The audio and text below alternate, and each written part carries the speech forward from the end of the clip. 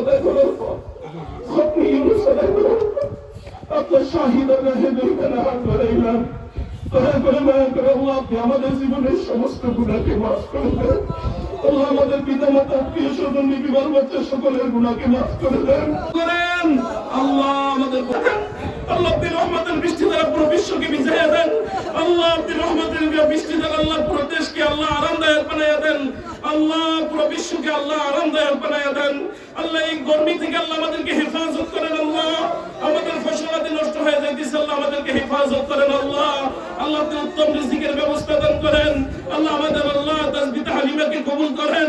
আল্লাহ আমাদের নামাজকে কবুল করেন। আল্লাহ আপনি আমাদের ইবাদতকে কবুল করে নেন।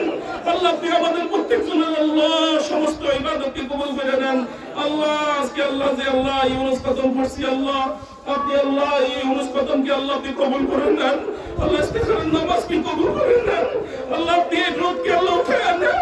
আল্লাহ প্রত্যেকটা ঘরে ঘরে বাচ্চাগুলো অসুস্থ, আল্লাহ বৃদ্ধ লোকগুলো অসুস্থ, আল্লাহ আপনি রহমতের বৃষ্টি দ্বারা ভিজাইয়া দেন।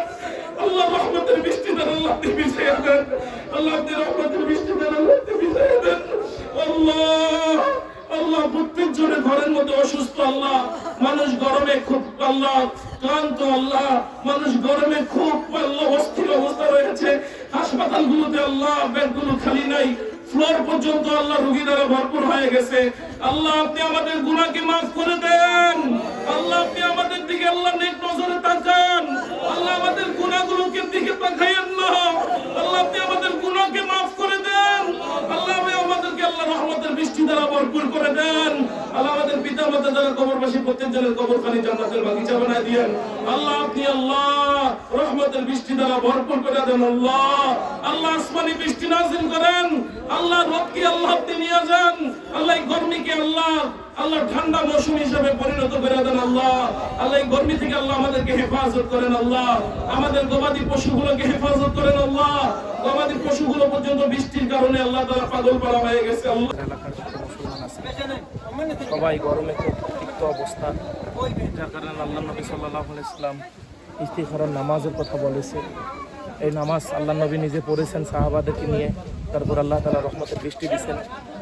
যার কারণে আল্লাহ নবীর সুন্নাত হিসেবে আমরাও পড়ছি, যাতে করে এই গরম থেকে বাঁচা যায়। আল্লাহর রহমতের বৃষ্টি যেন আমাদের উপরে বর্ষণ হয়। এবং আমরা দোয়া ইউনুসের ব্যবস্থা ছিল, দোয়া ইউনুস খতম হয়েছে, আমরা সবাই পড়ছি যাতে করে আল্লাহ তাআলা বালা মুসিবত থেকে আমাদেরকে সকলকে হেফাজত করে। এই উদ্দেশ্যে আজকে এই বড় একটা আয়োজন।